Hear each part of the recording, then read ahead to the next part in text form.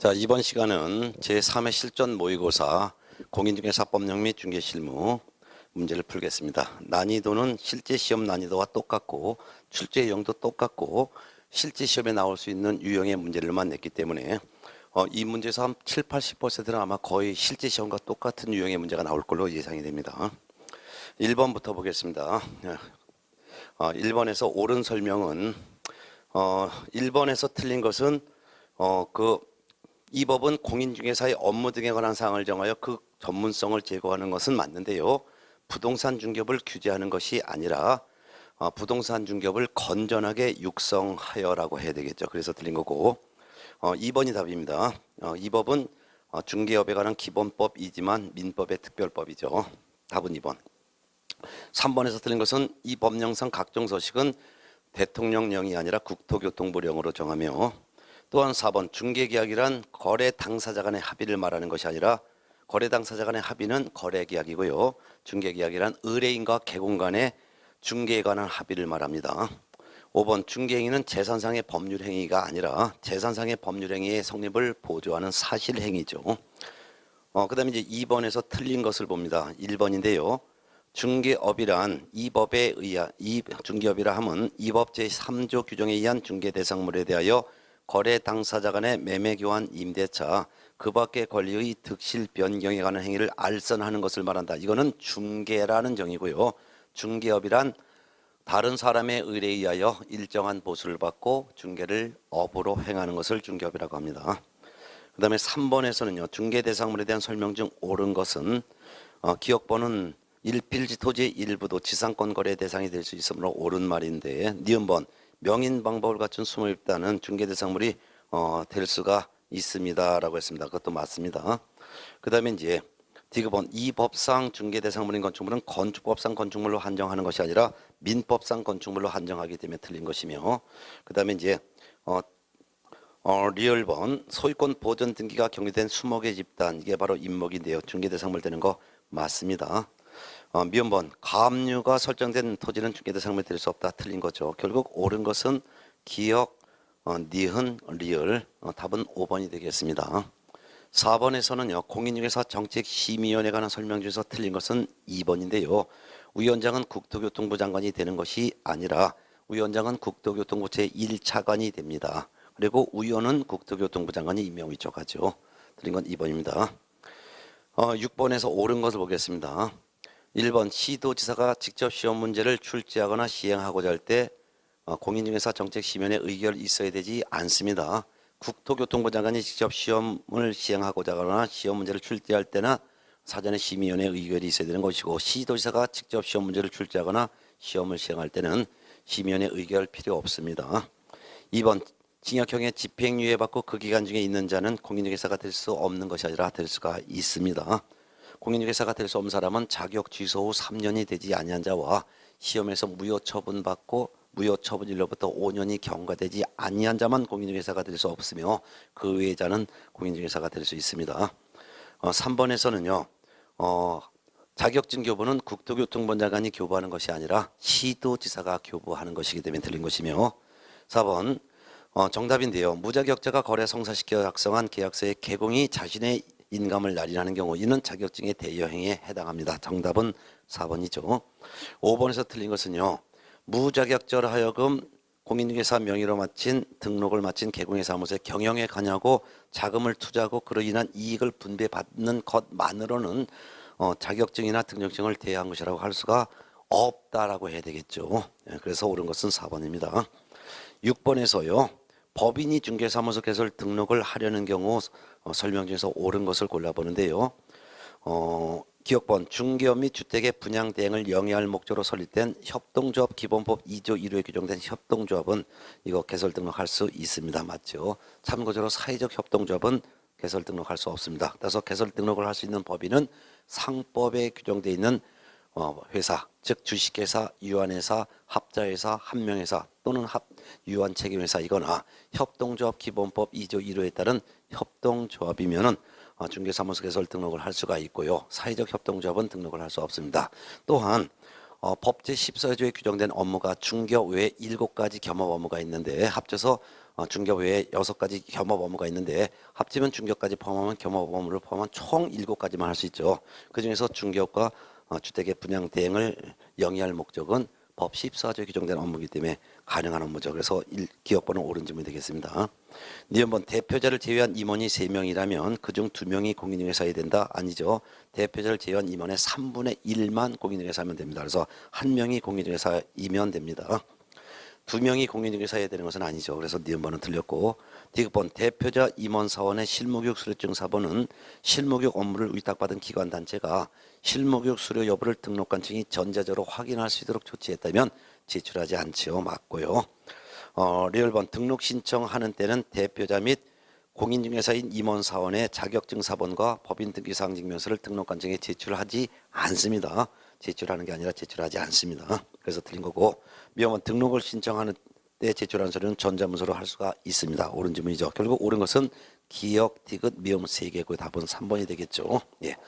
자, 그다음에 이제 다음 문제는 이제 7번 문제인데요.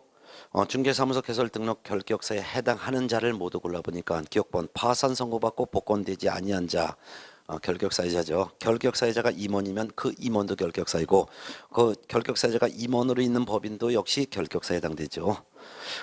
결격사에 해당되는 건 맞습니다. 니은번 개인회생 신청한 후 법원의 인가 결정을 받은 공인중개사는 파산자가 아니므로 결격사에 해당하지 않습니다. 디귿번 징역형의 선고유예를 받고 유예기간 중에 있는 자도 선고유예는 결격사유가 아닙니다. 리을번 금고형의 집행유예를 받고 그 유예기간 중에 있는 자는 결격사에 해당됩니다. 그 다음에 미음번 형법상 폭행죄로 300만 원의 벌금형 선고받고 3년이 경과되지 아니한 공인중개사는 결격사에 해당되지 않습니다. 벌금형 선고받은 자가 결격사에 해당되려면 공인중개사법을 직접 위반하여 300만 원 이상의 벌금형을 선고받아야지만 벌금형 선고받은 그날부터 3년의 결격사유가 적용되는데 공인중개사법이 아닌 형법을 위반하여 벌금형 선고받은 경우는 벌금액과 관계없이 결격사에 해당하지 않습니다. 결격사에 해당하는 사람은 기억번, 리을번 두 개 답은 2번이죠. 8번에서 고용인에 관한 설명 중에서 틀린 것은 5번인데요. 5번 고용인의 중개업무상 고의과실이 없는 경우에도 거래 당사자가 재산상의 손해를 입었다면 고용인을 고용한 개공은 손해를 배상해야 된다. 배상할 책임이 없습니다. 고용인이 중개업무상 고의과실이 없으면 고용인도 배상 책임이 없고 고용인을 고용한 개공도 역시 배상 책임이 없습니다. 정답은 5번이죠. 그 다음에 9번 문제. 개공의 업무 범위에 관한 설명 중에서 옳은 것은 1번인데요. 1번 모든 개공은 개공을 대상으로 한 중개업의 경영기법 제공 업무 다 할 수 있죠. 맞습니다. 이 개공을 대상으로 한 중개업의 경영기법 업무는 법개공이 할 수 있는 겸업 범위에 해당되고 공개공은 겸업 제한이 없기 때문에 당연히 할 수 있으며 부개공은 경공매 관련 업무를 제외한 나머지는 다 겸업할 수 있습니다. 따라서 1번이 정답이죠. 2번 법인이 아닌 모든 개공 하면 그 법인이 아닌 모든 개공은 공개공과 부개공인데요. 법개공에 허용된 업무를 모두 할 수 있다 아니죠. 공개공은 법개공에 허용된 업무를 다 할 수 있지만 부개공은 법개공에 허용된 업무 중에서 경매 공매 관련 업무를 제외한 업무만 할 수가 있습니다. 3번 법개공은 부동산의 이용 개발 거래 관한 상담 업무를 겸업해야 되는 것은 아니고 겸업을 할 수 있다라고 해야 되겠으며 4번 법개공인 도배 이사업을 할 수가 있다 없습니다. 도배업체 이사업체를 소개하는 용역 알선만 할 수 있습니다. 소개할 수 있지 직접 할 수는 없습니다. 5번 법인이 아닌 모든 개공 즉 공개공과 부개공은 민사집행법에 따른 경매 대상 부동산의 매수 시정 대리할 수 있다. 법개공과 공개공만 할 수 있고 부개공은 할 수가 없기 때문에 법인이 아닌 모든 개공이 다 할 수 있는 것은 아니고 법인이 아닌 모든 개공이 아니라 공개공은 민사집행법에 따른 경매 대상 부동산의 매수 시정 대리를 할 수 있으나 부개공은 할 수 없다라고 해야 되겠죠. 정답은 1번입니다. 10번 봅니다. 중개사무소에 대한 설명 중 틀린 것은 3번이 틀렸는데요. 다른 법률 규정에 의하여 중개업을 할 수 있는 법인의 분사무소에 공인중개사를 책임자로 둬야 되는 것은 아닙니다. 법계용의 분사무소에는 공인중개사를 책임자로 둬야 하지만 다른 법률 규정에 따라 중개업을 할 수 있는 법인의 분사무소에는 공인중개사를 책임자로 두지 않고 자격이 없는 자를 책임자로 둘 수도 있습니다. 정답은 3번이죠. 11번 문제 봅니다. 인장 등록에 관한 설명 중에서 옳은 것을 골라봅니다. 기억번 소공의 인장 등록은 소속 공인중개사 고용신고서 제출할 때 같이 할 수 있죠. 맞고 네번 소공은 등록한 인장을 변경한 때는 변경일로부터 7일 내 그 변경된 인장을 등록관청에 등록해야 합니다. 맞지요? 근데 디귿번 인장 등록은 전자문서로 할 수 없다. 틀렸습니다. 인장 등록 및 등록 인장의 변경 등록은 전자문서로 할 수도 있습니다. 1번 법개공은 상업등기규칙에 따라 신고한 법인의 대표자 인장을 등록하는 것이 아니라 상업등기규칙에 따라 신고한 법인의 인장을 등록해야 됩니다. 옳은 것은 기역, 니은 두 개고 답은 1번이죠. 12번 문제 봅니다. 개공의 휴업, 폐업 신고에 관한 설명 중 틀린 것은 5번이 틀렸는데요. 5번 휴업, 폐업 신고는 전자문서에서 할 수 있다 없습니다. 휴업 신고나 폐업 신고할 때는 신고서에 등록증 원본을 첨부해야 되죠. 분사무소가 휴업, 폐업할 때는 신고필증 원본을 첨부해야 합니다. 따라서 휴업과 폐업 신고는 전자문서로 할 수 없습니다. 그렇지만 휴업한 중개업의 재개 신고와 기간 변경 신고는 전자문서로 할 수 있습니다. 정답은 5번이죠. 13번 문제 보겠습니다. 전속중개계약에 관한 설명 중 틀린 것은 4번이 틀렸는데요. 전속개공은 소유권, 전세권 등 권리관계와 각 권리자의 주소, 성명 등 인적사항을 공개해야 된다. 소유권, 전세권 등 권리관계는 공개해야 합니다. 그렇지만 각 권리자의 주소, 성명 등 인적사항은 공개하면 안 됩니다. 정답은 4번이죠. 14번 문제. 확인 설명 의무에 관한 설명 중에서 옳은 것을 봅니다. 1번 개공은 중개가 완성된 때에 권리관계 등 사항을 확인하여 이를 권리를 취득하려는 의뢰인에게 성실 정확하게 설명해야 된다. 설명은 중개가 완성된 때 하는 것이 아니라 중개가 완성되기 전에 설명해야 됩니다. 틀린 거고요. 2번 개공은 확인 설명을 위하여 필요한 때는 거래 당사자에게 중개 대상물에 관한 상태에 관한 자료를 요구할 수 있는 것이 아니라 매도인, 임대인 등에게 상태에 관한 자료를 요구할 수 있습니다. 거래 당사자가 아니라 매도인, 임대인에게 자료 요구할 수 있죠. 3번 개공은 매도 의뢰인이 중개 대상물의 상태에 관한 자료 요구에 불응한 때는 그 사실을 매수 의뢰인에게 설명하고 확인 설명서에 기재를 해야 합니다. 옳은 지문이죠. 정답 3번이에요. 4번 개공은 중개가 완성되어 거래계약서를 작성하는 때는 확인해서 설명한 사항을 서면으로 작성하여 거래 당사자에게 교부합니다. 그런데 5년 동안 그 사본을 보존하는 것이 아니라 그 사본이란 확인 설명서입니다. 3년간 그 사본을 보존해야 되겠죠. 5년이 아니라 3년입니다. 5번 확인 설명서는 개공이 서명 또는 날인하되 틀렸죠. 서명 및 날인하되라고 해야죠. 그 다음에 당해 중개기한 소공이 있을 때는 소공도 함께 서명 또는 날인해야 한다 아니라 서명 및 날인해야 되겠죠. 또는이 아니라 및 두 군데가 틀렸습니다. 정답은 3번. 15번 주거용 건축물 확인 설명서 1의 개공의 세부 확인사항에 해당하지 않는 것. 세부 확인사항은 실내 벽화 4가지죠. 실제 권리관계 또는 공시되지 아니한 물건의 권리, 내부 외부 시설물 상태, 벽면 도배 상태, 그다음에 환경 조건. 답은 2번이죠. 권리관계는 개공의 기본 확인사항입니다. 답은 2번. 그다음에 16번 모든 중개 대상물 확인 설명서에 기재하는 사항으로 묶은 것. 모든 확인 설명서 하면 주거용 건축물, 비주거용 건축물, 토지, 입공강 4가지 확인 설명서에 공통적으로 기재하는 것은 6가지죠. 외워두셔야 합니다. 물권, 거세, 실수 6가지 두 문자 땁니다. 물, 대상, 물건 표시, 권, 권리관계, 거래 예정 금액 등 그다음에 세, 취득 관련 조세의 종류 및 세율, 그다음에 실제 권리관계 및 실제 권리관계 또는 공시되지 아니한 물건의 권리, 수, 중개 보수 및 실비의 금액과 산출 내역 이 6가지죠. 해당되는 것은 니은번 거래 예정 금액과 리을번 중개 보수 실비 2개죠. 답은 1번입니다. 자, 17번 개공이 작성하는 거래계약서에 관한 설명이 다 틀린 것은 5번이 틀렸는데요. 개업 공인중개사인 법인의 분사무소에서 작성하는 거래계약서에는 대표자가 서명 및 날인해야 되는 것이 아니라 책임자가 서명 및 날인해야 되겠죠. 정답 5번이고요. 18번 문제 개공의 금지행에 해당하는 것은 몇 개일까요? 기억번 토지의 매매를 업으로 하는 행위 중개대상물 매매업은 금지하는 거 맞습니다. 니은번 중개사무소 개소를 등록하지 않고 중개업을 영위하는 자인 사실을 알면서 그를 통하여 중개 의뢰받거나 그에게 자기의 명의를 이용하게 하는 행위 금지행에 해당합니다. D번 관계법령에서 양도할선이 금지된 부동산의 분양, 임대 등과 관련 있는 증서, 바로 입주자 저축 증서인 주택청약 통장이 되겠죠. 매매 교환을 중개하거나 그 증서의 매매를 업으로 하는 행위 금지행에 해당합니다. 그렇지만 리을번 다른 개공의 중개로 부동산을 매수하는 행위는 금지하지 않습니다.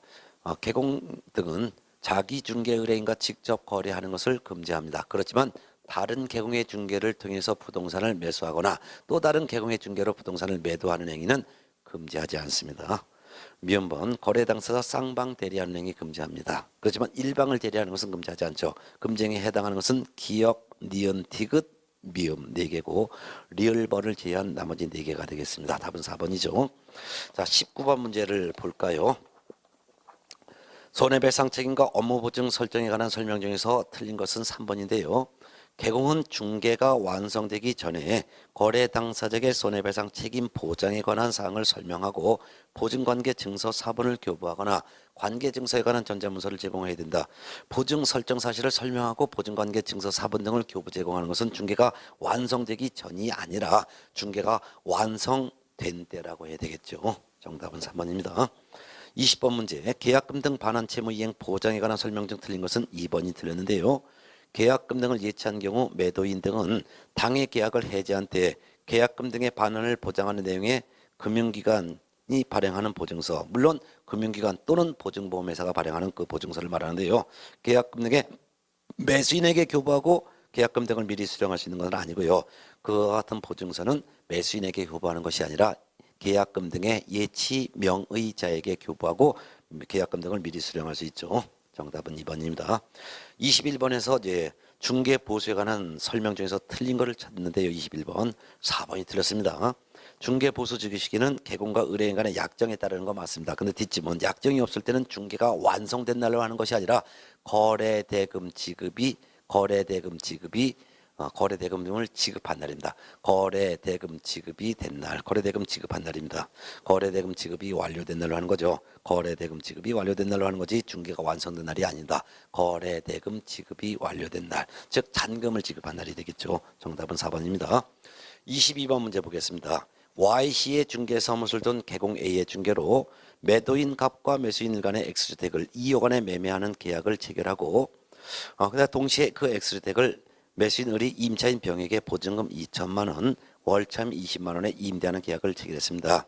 이 경우 개공 A가 을로부터 받을 수 있는 중개보수 총액은 이렇게 문제 나왔죠. 이거는 동일한 중개 대상물이지만 매매계약의 당사자와 임대차 계약의 당사자가 동일하지 않죠. 매매계약의 당사자는 바로 이제 갑과 을이고 임대차 계약의 당사자는 을과 병이죠. 그래서 매매 계약에 대한 보수와 임대차 계약에 대한 보수를 각각 적용해서 받을 수 있습니다. 그리고 경우 을 일방으로부터 받는 문제죠. 그러면 매매 보수부터 먼저 뽑습니다. 매매 금액이 2억 원이라 했으니까 지금 22번 문제입니다. 22번. 매매 금액이 2억 원이라고 했습니다. 그럼 2억 원이 거래 금액입니다. 이게 주택이니까 조례가 적용됩니다. 조례를 봤더니 그 밑에 박스에 2억 원은 2억 원 이상 6억 원 미만에 해당되는 거죠. 그러니까 0.4%를 적용합니다. 그러면 계산하면 80만 원이 나오는데 이 80만 원의 한도액이 없으므로 이 80만 원을 매도인 갑으로부터도 80만 원, 매수인 을로부터도 80만 원을 각각 받게 됩니다. 근데 이 경우에 을로부터 받을 수 있는 문제를 물어봤으니까 매매보수는 을로부터 80만 원 받게 되겠죠.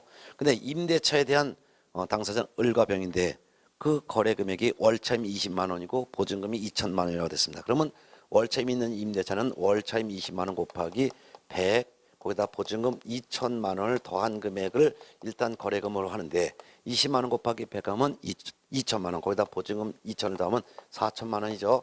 이와 같이 월차임 곱하기 100 거기다 보증금을 더한 금액이 5천만 원 미만이면 이를 거래금으로 보지 않고 다시 계산하죠. 어떻게 월차임에 70을 곱합니다. 그러면 20만 원 곱하기 70원 2724 1,400만 원이 되고 거기다가 보증금 2천만 원을 더하면은 거래 금액은 3,400만 원이 되는 거죠. 그러면 3,400만 원이 임대차 중개 보수에 대한 거래 금액이 되고 거기다가 요율을 곱하는 거예요. 주택이니까 그 박스에 있는 조례를 봤더니 3,400만 원, 5천만 원 미만에 해당되니까 요율은 0.5%를 적용합니다. 그러면 계산하면 3, 5, 15, 5, 4, 17만 원이 산출됩니다. 근데 한도액이 있죠. 한도액이 20만 원입니다. 그러면 산출액은 17만 원이고 한도액은 20만 원이면 산출액과 한도액 중에서 적은 금액을 각각 받는 거니까 임대인 을로부터도 17만 원을 받을 수 있고 임차인 병으로부터도 17만 원을 각각 받게 되는 거죠. 이 경우 문제는 을로부터 받을 수 있는 문제를 물어봤기 때문에 을로부터 임대차 중개보수는 17만 원 받습니다. 결국 개공은 을로부터는 매매보수 17만 원, 을로부터 임대차 보수 17만 원 합쳐서 97만 원을 받을 수가 있는 거죠. 을 일방으로부터는 총 97만 원이 됩니다. 정답은 2번이 나와 있네요. 네. 그 다음에 23번 문제 봅니다. 교육에 관한 설명 중에서 옳은 것은 1번 중개사무소 개설 등록을 신청하려는 자는 연수교육을 받는 것이 아니라 실무수습을 포함하여 실무교육을 받아야 되겠죠. 2번 소속공인 중에서는 고용신고일 전 1년 이내 시도지사가 실시하는 직무교육이 아니라 실무교육을 받아야죠. 직무가 아니라 실무교육 받아야 되겠고, 소속 공인 중에서는 실무수습을 포함하지 않습니다. 3번 중개보조는 고용신고 1년 이내 시도지사 또는 등록관청이 실시하는 실무교육이 아니라 직무교육을 받아야 되겠고요. 4번 실무교육을 받은 개공 및 소공은 실무교육을 받은 후 2년마다 시도지사가 실시하는 직무교육이 아니라 연수교육을 받아야 되겠고요. 5번 국토교통부 장관 시도지사 및 등록관청은 필요하다고 인정하면 개공 등의 부동산 거래 사고 예방을 위한 교육을 실시할 수 있죠. 맞죠. 정답은 5번입니다. 이 어떤 예방교육은 등록관청이 실시할 수 있다 해도 맞고 시도지사가 실시할 수 있다 해도 맞고 국토교통부 장관이 실시할 수 있다 해도 옳은 지문이 된다는 거 유념하셔야 합니다. 정답은 5번이죠. 자, 24번은 포상금에 관한 문제인데요. 옳은 것 틀린 것을 한번 바르게 표시해 본 거 찾아봅니다. 기억번 등록관청은 중개의뢰인과 직접 거래한 개공을 수사기관에 고발한 자에 대해서 포상금을 지급할 수 있다? 없습니다. 포상금을 지급하려면 신고 고발 대상자를 신고 고발해야 되고, 신고 고발 대상자는 세 가지입니다. 무부증, 무등록 중개업을 한 자, 거짓 부정한 방법으로 등록한 자, 등록증이나 자격증을 양도한 자 또는 양수받은 자를 신고 고발했을 때만 등록관청은 보상금을 지급할 수 있고, 의뢰인과 직접 거래한 위법 행위를 한 개공을 신고 고발해도 보상금을 지급할 수가 없습니다. 포상금은 한 건당 100만 원으로 하는 것이 아니라 50만 원으로 합니다. 지금 보상금은 그 신고 고발 사건에 대해서 검사가 공소를 제기한 경우에 하나에 지급하는 것이 아니라 검사가 공소를 제기하거나 또는 기소유예 결정을 한 경우에 하나에 지급합니다. 검사가 공소 제기하거나 또는 기소유예 결정을 한 경우에 하나에 지급한다. 1번 등록관청은 하나의 사건에 대해서 2건 이상의 신고 또는 고발이 접수됐을 때는 최초로 신고 고발한 자에게 보상금을 지급하죠. 그럼 결국은 리을번 하나만 맞습니다. 결국 기역, 니은, 디귿 세 가지는 틀리고 리을번만 맞으니까 답은 3번이 되겠네요. 자, 그 다음에 이제 25번 문제 한번 볼게요. 공제사업을 하는 협회에 관한 설명 중에서 틀린 것은 1번이 틀렸는데요. 1번 협회는 회원 300인 이상이 발기되어 정관을 작성하여 창립총회 의결을 거치는 건 맞습니다. 그런데 국토교통부 장관의 허가를 받는 것이 아니라 인가를 받죠. 인가를 받아 주된 사무소 소재지에서 설립 등기함으로써 성립합니다. 허가가 아니라 인가라고 해야 되겠죠. 정답은 1번. 자, 26번 문제. 26번 때는 협회가 공제사업을 제대로 하지 않았을 때 이거 국토교통부 장관이 잘해봐라라는 시정조치를 명할 수 있는 사유가 아닌 거를 찾는 건데, 이거 잘해봐라는 시정조치예요. 근데 1번 공제사업의 중단은 잘해봐라는 시정조치가 아니라 이거는 개선 시정조치가 아니고 하지 못하게 막는 거기 때문에 1번 공제사업의 중단 조치는 명할 수가 없습니다. 정답은 1번이죠. 27번 문제. 행정처분에 관한 설명 중에서 틀린 것은 5번이 틀렸는데요. 폐업 신고 전에 개공에 대하여 행한 업무정지 처분의 효과는 그 폐업 신고일부터 1년간 다시 중개사무소 개설 등록한 자에게 승계한다. 여기서는 그 폐업 신고일부터가 아니라 그 처분일, 즉 업무정지 처분일로부터 1년간 다시 중개사무소 개설 등록한 개공에게 승계되는 거죠. 정답은 5번. 자, 그 다음에 28번 문제에서 개공의 중개사무소 개설 등록을 반드시 취소해야 되는 사유가 아닌 것은 2번인데요. 자, 1번. 최근 1년 이내에 이 법에 의하여 한 번 업무정지 처분받고 다시 업무정지에 해당되는 행위였어요. 이거는 가중처분할 수가 없습니다. 가중처분하려면 업무정지 처분을 2회 이상 받고 다시 업무정지에 해당되는 행위였다면 등록을 취소해야 합니다. 그렇지만 업무정지 한 번 받고 두 번째 다시 업무정지에 해당되는 행위했을 때는 가중처분 없고 그냥 업무정지 처분을 할 수가 있을 뿐입니다. 정답은 2번이 되겠죠. 자, 그 다음에 29번 문제. 공인중개사에 대한 행정처분에 관한 설명 중에서 틀린 것은 4번이 틀렸는데요. 4번 등록관청은 공인중개사가 자격 취소에 해당하는 위반 사실을 알게 된 데는 지체 없이 그 사실을 시도지사에게 통보해야 된다. 이런 규정이 없습니다. 그래서 틀린 거예요. 공인중개사법에서는 등록관청은 공인중개사가 자격 취소가 아니라 자격 정지에 해당하는 위반 사실을 알게 됐을 때는 지체 없이 그 사실을 시도지사에게 통보해야 한다라는 규정만 있고, 자격 취소 사유에 해당하는 사실을 알았다 하더라도 이를 시도지사에게 통보해야 된다라는 규정은 없기 때문에 틀린 거예요. 정답은 4번이죠. 30번 문제는 벌칙에 관한 내용인데 틀린 게 바로 3번입니다. 3번 개공이 5개 건건물의 성명을 거짓으로 표기한 경우에는 500만 원 이하의 과태료 부과 대상이 아니라 이건 100만 원 이하의 과태료 부과 대상이죠. 네, 정답 3번이고요. 자, 30번까지가 공인중개사법령 문제고 실제 공인중개사법령에서 30문제가 출제가 될 것입니다. 그다음에 31번 문제부터 이제 부동산 거래 신고 등에 관한 법령 문제입니다. 31번 부동산 거래 신고 등에 관한 법령상 부동산 거래 계약 신고서 작성에 관한 설명이다. 옳은 것. 1번 거래 당사자가 다수인 경우 매수인 또는 매도인의 주소란에 각각의 거래 지분 비율을 표시합니다. 맞고 집합 건축물의 경우 소재지는 집원 외 동호수까지 기재하는 거 맞죠? 기억번 맞습니다. 니은번 집합 건축물의 경우 즉 아파트인 경우를 연상하십시오. 면적은 전용 면적과 공용 면적을 적대 틀렸습니다. 집합 건축물의 경우에는 전용 면적만 적습니다. 공용 면적은 기재하지 않습니다. 그렇지만 그 밖의 건축물은 연면적을 기재하죠. 틀린 것은 니은번. 맞게 하려면 집합 건축물의 그 면적은 전용 면적을 기재하되 그 밖의 건축물은 연면적을 기재한다라고 해야 되겠죠. 디귿번 분양 금액 란에는 분양권에 대한 공급 계약의 경우 분양 가격과 발코니 등 옵션, 발코니 확장하는 비용인데요. 옵션 비용 및 추가 지불액도 지불한다. 맞죠? 예. 리얼번 종전토지라는 입주권의 매매의 경우에만 종전토지에 대해서 작성하는 거 맞습니다. 미음번 둘 이상의 부동산을 함께 거래하는 경우 물건 거래 금액란에는 각각의 부동산별 거래 금액만 기재하면 안 됩니다. 각각의 부동산별 거래 금액도 적고 각각의 부동산별 거래 금액의 합계 금액도 적습니다. 그래서 각각의 거래 금액과 그 합계 금액을 기재한다라고 해야 되겠죠. 결국 옳은 것은 기역, 디귿, 리얼 세 개인데요. 답은 4번이 되겠네요. 자, 32번 문제 풀어볼까요? 네. 부동산 거래 신고 등에 관한 법령상 부동산 거래 계약 해제 등 신고에 관한 설명 중 옳은 것을 봅니다. 1번 부동산 거래 계약 해제 등 부동산 거래 계약 신고서를 제출한 후 해당 부동산 거래 계약이 무효, 취소 또는 해제된 경우 거래 당사자 또는 개공은 부동산 거래 계약 해제 등 신고서의 서명 또는 날인하여 신고관청에 제출을 해야 된다. 아니죠. 제출할 수 있다라고 해야죠. 부동산 거래 신고는 신고서를 제출해야 하는 것이고 부동산 거래 신고한 후 그 거래 계약이 무효, 취소, 해제되면 해제 등의 신고서를 제출할 수 있다라고 해야 합니다. 2번 개공이 해제 등의 신고서를 제출하는 경우 거래 당사의 서명 또는 날인 필요하다. 서명 또는 날인 필요하지 않습니다. 개정됐습니다.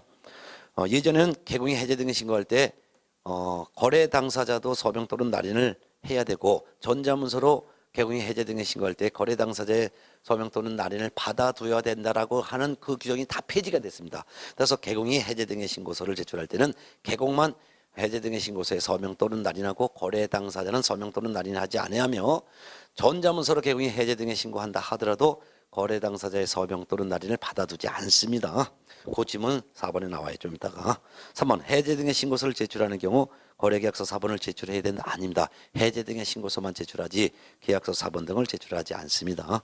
4번 개공이 해제 등의 신고를 전자문서로 하는 경우 거래 당사의 서명 또는 날인을 받아둬야 되나? 받아두지 않습니다. 법 개정됐습니다. 5번 신고를 받은 신고관청은 그 내용을 확인한 후 이때 신고라는 것은 해제 등의 신고를 받은 신고관청입니다. 그 내용을 확인한 후 부동산 거래계약 해제 등 확인서를 신고인에게 지체 없이 발급을 해야 되죠. 맞습니다. 정답은 5번이네요. 자, 33번 문제 부동산 거래 정정 신청에 관한 설명 중에서 틀린 것은 4번이 틀렸는데요. 4번 거래 당사자의 주소, 전화번호 또는 휴대전화번호가 잘못 기재가 되면 정정 신청을 할 수 있는데 이때 정정 신청을 하려는 경우 거래 당사자의 주소, 전화번호, 휴대번호가 잘못 기재되어 정정 신청을 하는 경우에 한해서는 이때 발급받은 신고필증에 해당 거래 당사자가 반드시 공동으로 서명 또는 날인해야 된다. 아닙니다. 본래 해제 등의 신고할 때는 발급받은 신고필증에 정정사항을 표시하고 정정된 부분에 거래 당사자가 함께 서명 또는 날인하도록 되어 있지만 다만 유일하게 그 정정 내용 중에서도 거래 당사자의 주소, 전화번호, 휴대번호가 잘못 기재되어 정정 신청을 할 때는 이때는 거래 당사자 중에서 한 사람만 그 서명 또는 날인하면 됩니다. 공동으로 서명 또는 날인해야 되는 것이 아니라 거래 당사자의 주소, 전화번호, 휴대번호가 잘못 기재되어 정정 신청할 때는 신고필증에 정정된 그 부분에 거래 당사자 중 한 사람만 즉 정정 신청서를 내는 사람만 서명 또는 날인합니다. 그 외에는 정정 신청 사유는 전부 거래 당사자가 공동으로 서명 또는 날인해야 될 것입니다. 정답은 4번이죠. 자, 34번 문제 볼게요. 부동산 거래 신고 등에 관한 법령상 토지거래 허가제에 관한 설명 중에서 틀린 것은 4번이 틀렸는데요.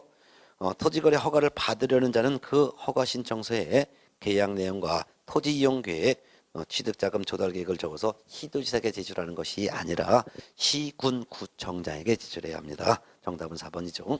35번 문제 볼게요. 중개대상물을 확인하는 방법으로 틀린 것은 5번이 틀렸는데요. 건폐율의 상한 및 용적률의 상한은 해당 토지 이용 계획 확인서를 통하여 조사 확인하는 것이 아니라 해당 지역의 시군 조례를 통하여 조사 확인해야 됩니다. 건폐율 상한, 용적률 상한은 해당 지역 시군 조례를 통하여 조사 확인해야 돼요. 정답 5번이죠. 36번 문제 볼게요. 개공이 사설, 묘지 또는 분묘와 관련 있는 토지에 관하여 의뢰인에게 설명한 내용 중에서 틀린 것은 1번이 틀렸는데요. 1번 개인 묘지를 설치하고자 하는 자는 시군구청장의 허가를 받는 것이 아니라 개인 묘지를 설치한 자는 개인 묘지를 설치한 후 30일 이내에 시장, 군수 또는 구청장에게 신고해야 합니다. 그렇지만 개인 묘지를 제외한 나머지 가족묘지, 종중문중묘지, 법인묘지를 설치하고자 하는 자는 시군구청장으로부터 허가를 받아야 할 것입니다. 정답은 1번이죠. 자, 37번 문제 보겠습니다. 개공이 갑소유의 X주택을 을에게 임대하는 임대차 계약을 중개하면서 양 당사자에게 설명한 내용이다. 옳은 것은 결국 갑이 임대인이고 을이 임차인이 되는 거예요. 1번 임차인 을이 소액 임차인인 경우 최우선 변제권은 주택가액, 물론 대지가액을 포함한 주택가액의 3분의 1에 해당하는 금액까지만 최우선 변제권이 인정된다? 아니죠. 2분의 1까지만 인정됩니다. 3분의 1이 아니라 2분의 1. 그 다음에 2번 임차권 등기 명령에 따라 임차권 등기가 되었더라도 X주택의 점유를 상실하면 임차인으로는 대항력을 잃는다? 잃지 않습니다. 임차권 등기라는 방법으로 해서 대항력과 우선변제권 공시가 다 되어 있기 때문에 대항력 우선변제권이 그대로 인정받습니다. 따라서 점유를 상실하더라도 종전에 취득한 대항력과 우선변제권은 그대로 존속합니다. 잃지 않습니다. 3번 임차인이 X주택에 대한 대항력을 취득하려면 확정일자를 요한다? 아닙니다. 대항력을 취득하려면 주택의 인도와 주민등록을 요합니다. 주택의 인도와 주민등록을 대항력권이라고 합니다. 확정일자까지 요하지는 않습니다. 그렇지만 후순위 경매시 후순위 권리자의 우선에서 보증금을 변제받기 위해서는 대항력도 갖춰야 되고 임대차 계약 증서의 확정일자도 갖춰야 됩니다. 4번 임차인이 대항력을 취득한 후 X주택이 병에게 매도되어 소유권 이전 등기가 격려된 다음에 임차인이 주민등록을 다른 곳으로 옮겼다면 이 주택을 매수한 병의 보증금 반환 채무는 소멸한다? 소멸하지 않습니다. 그 이유가 이 임차주택을 매수한 병은 임대인의 지위를 그대로 승계하기 때문에 임대차 기간이 끝날 때 보증금을 반환해야 될 의무도 그대로 승계하는 것이죠. 물론 임차인들이 주택을 다른 곳으로 다 주민등록을 옮겼다면 제3자, 이 병을 제외한 나머지 제3자에 대해서는 대항력을 주장할 수 없지만 이 임차권을 승계받은 병에 대해서는 자기 보증금 반환 청구를 요구할 수가 있는 것이죠. 그래서 보증금 반환 채무 소멸하지 않습니다. 그래서 임차인은 대항력은 상실했지만 지금 주택을 양수받은 병에 대해서는 보증금 반환 청구할 수가 있습니다. 5번 임차인이 경매를 통해서 X주택의 소유권을 취득하면은 임대인 갑과 임차인 을 사이의 임대차 계약은 원칙적으로 종료합니다. 맞습니다. 이게 바로 혼동이죠. 임차권자인 을이 소유권까지 취득했으면 임차권은 필요가 없어지기 때문에 임대차 계약은 원칙적으로 소멸합니다. 맞습니다. 답은 5번이죠. 자, 그 다음에 38번 문제 봅니다. 개공 갑의 중개로 2016년 5월 2일 상가 건물의 임대차 계약을 체결한 임차인에게 상가 건물 임대차 보호법의 내용을 설명한 것이다. 옳은 것은 1번 임차인이 서울특별시 서초구에 소재한 상가 건물을 보증금 2억, 월차임 300만 원, 결국 환산보증금 5억으로 임차인 경우 상가 건물의 인도 및 사업자 등록을 하면 즉 대항력권 가지면 그 다음날부터 제3자에 대해서 효력이 있다. 맞죠? 서울 같은 경우는 환산보증금이 4억 원 이하여야지만 상가 임대차 보호법이 적용되는 게 원칙이지만 다만 그 환산보증금이 적용 금액을 초과한다 하더라도 대항력권 같지만 그 다음 날부터 제3자에 대해서 효력이 있습니다. 맞죠? 초과되는 경우에도 대항력 규정 적용되죠. 네. 2번 임차인이 수도권 중 과밀 억제권역 소재 상가 건물을 보증금 2억, 그다음에 2억 5천만 원, 보증금 2억 5천만 원, 월차임 100만 원, 임차한 경우 계약갱신 요구를 할 수가 없다 있습니다. 자, 수도권 과밀 억제 권역 같은 경우는 3억 원 환산보증금이 3억 원 이하면은 상가임대차보험이 적용됩니다. 이 경우는 보증금 2억 5천만 원, 월차임 100만 원이면 3억 5천만 원이기 때문에 상가임대차보험이 적용되지 않는 게 원칙이지만 초과되는 경우라 하더라도 기업번처럼 대항력권 갖추면 그 다음 날부터 대항력 생기고 뿐만 아니라 계약갱신 요구도 할 수 있고 또한 임대인은 임차인이 신규 임차인으로부터 권리금을 회수하는 것을 못 받게 방해하지도 못하지요. 예. 그래서 이런 경우에도 계약갱신 요구는 초과되더라도 요구할 수 있습니다. 그래서 니은번은 틀린 것이고 D번 임차인이 강원도 원주시 소재한 상가 건물을 보증금 6억 원으로 임차한 경우 임대인은 계약기간 끝나기 3개월 전부터 임대차 종료 시까지 권리금 계약에 따라 임차인이 주선한 신규 임차인이 되려는 자로부터 권리금을 지급받는 것을 방해해서는 안 된다. 맞습니다. 뭐 강원도 원주시 같으면은 그 밖의 지역이기 때문에 1억 8천만 원까지만 보증금이 환산보증금 1억 8천까지만 상임차법이 적용되는 게 원칙이지만 초과되는 경우라 하더라도 권리금 회수 기회는 보호받습니다. 예. 그래서 기역, 니은, 디귿 꼭 알아두셔야 돼요. 그래서 환산보증금이 적용 금액을 초과하는 경우라 하더라도 기업번처럼 대항력권 갖추면 그 다음 날부터 대항력 생기고 또한 환산보증금이 그 적용 금액을 초과하는 경우에도 역시 계약갱신 요구를 할 수 있으며 또한 지급번처럼 환산보증금이 적용 금액을 초과하더라도 임차인이 신규 임차인으로부터 권리금 회수하는 것을 임대인은 방해하지 못한다는 거 이거 꼭 세 가지도 외워두시고 그 외에도 상가 임차인의 차임 연책이 3기에 달하고 있으면은 초과되는 금액도 상가 임대는 계약을 해지할 수가 있습니다. 이것도 좀 알아두세요. 리을번 임차인이 인천시 강화군 소재한 상가 건물 강화군이니까 인천이라 하더라도 그 밖의 지역이므로 1억 8천 이하가 상임차법이 원칙적으로 적용되는 거죠. 리을번 임차인이 인천광역시 광화군 소재 상가 건물을 보증금 2억 원으로 임차한 경우 대항력과 임대차 계약서의 확정일자를 받으면 동건물 경매 시 후순위 권리자 그 밖의 채권자보다 보증금을 우선해서 변제받을 수 있다 없습니다. 이거는 초과되기 때문에 이건 보호받지 못합니다. 초과되는 경우에도 보호받는 것은 기역번 대항력권 갖추면은 그 다음날 대항력이 있다. 니은번 계약갱신 요구할 수 있다. 디귿번 권리금 회수 보호받는다. 그 다음에 네 번째는 차임 연책이 3기에 달하고 있으면 임대는 계약을 해지할 수 있다. 이런 규정이 적용되는 것이지 확정 일자 이내에 의한 우선 변제권은 적용되는 금액이 초과되면 보호받지 못하고 임차권 등기 명령 신청도 할 수 없으며 보증금 차임의 증액 제한도 적용받지 않습니다. 네. 면번 임차인이 신규 임차인으로부터 받을 수 있는 권리금을 지급받지 못하도록 임대인이 방해하여 임차인에게 손해가 발생한 경우 그 배상 청구권은 임대차가 종료된 날부터 1년 이내 행사하지 않으면 시효로 완성으로 소멸한다. 1년이 아니라 3년 이내 청구하지 않으면은 시효 완성으로 소멸하죠. 결국 옳은 것은 기역번과 디귿번 두 개 답은 3번입니다. 자, 39번 문제 봅니다. 민사집행법상 부동산 경매관에서 설명한 내용 중 틀린 것은 4번이 틀렸는데요. 매각 허가 결정이 확정되면 법원은 대금 지급 기일을 정하여 매수인에게 통지하는 것이 아니라 대금 지급 기한을 정하여 매수인에게 통지하죠. 그리고 매수인은 그 기일에 매각 대금을 지급하는 것이 아니라 그 기한까지 매각 대금을 지급해야 합니다. 정답은 4번이죠. 마지막 40번 문제 봅니다. 매수 신청 대리인 등록에 관한 규칙의 내용인데요. 틀린 것은 2번이 틀렸습니다. 매수 신청 대리인 등록을 하고자 하는 개공은 등록 신청일 전 1년 이내에 중개사무소가 있는 것을 관할하는 지방법원장이 지정하는 교육기관에서 부동산 경매 관련된 실무교육을 이수해야 된다. 아니죠.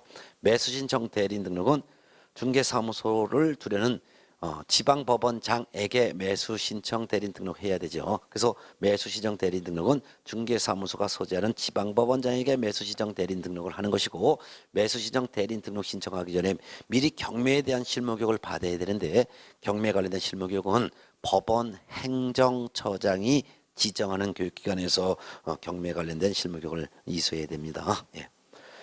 꼭 이거 좀 알아두셔야 됩니다. 특히 중개 보수에 대한 규정이 신설이 됐기 때문에 매수정 대리인 등록을 한 개공이 받을 수 있는 보수 지급 시기는 약정으로 정하는데 약정이 없을 때는 매각 대금 지급 기한일로 한다는 것도 알아두시고 또한 매수정 대리 등록한 개공이 3월을 초과하여 휴업을 하고자 할 때는 미리 휴업 신고를 관할 법원에 해야 되고, 또한 휴업 기간은 6월을 초과할 수 없다라는 규정도 이번에 신설됐으니까 좀 참고적으로 알아두시기 바랍니다. 자, 이렇게 해서 3회 실전 모의고사 풀이를 해드렸고요. 내용이 이렇게 어렵지는 않지만 여러분들이 조심조심 문제를 접근하셔서 이 과목에서 좋은 점수로 모두 합격을 하시기를 바랍니다. 여러분 문제 푸시라고 수고하셨습니다. 고맙습니다.